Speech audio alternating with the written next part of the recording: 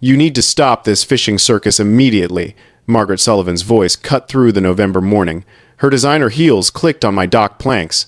Behind her stood two men in suits, one I recognized as her attorney, the other holding official documents. "This is your final warning, Mr. Whitmore. Either comply with community standards or face the legal consequences." I looked up from baiting my hook, the morning sun barely clearing the Georgia pines. "Margaret, this is my property. Has been since 1948. What I do here is none of your concern." "Wrong." She thrust a paper toward me. "This is a cease and desist order. Your fishing activities violate aesthetic covenants, and your dock is an eyesore depreciating property values for the entire subdivision." The attorney stepped forward. "Mr.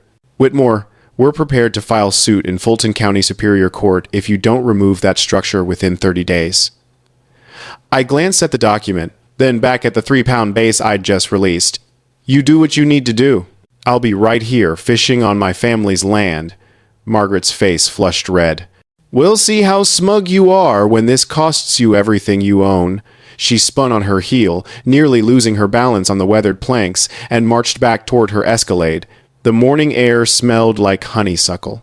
I had no idea that within 6 months, Margaret would accidentally poison hundreds of homes with chemicals in a vendetta that would spiral out of control. I didn't know I was sitting on a 75-year-old legal document that would turn this nightmare in my favor.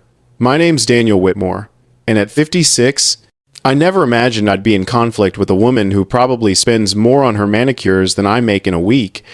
I'm a third-generation electrician, spent 30 years rewiring commercial buildings across metro Atlanta before transitioning into renewable energy consulting when my knees started complaining about attic crawling. The kind of guy who fixes things with his hands, speaks plainly, and believes your property line is where my business ends and yours begins. This 14-acre spread in Brookhaven, Georgia, with its spring-fed lake, has belonged to my family since my grandfather bought it in 1948 for $4,000 cash.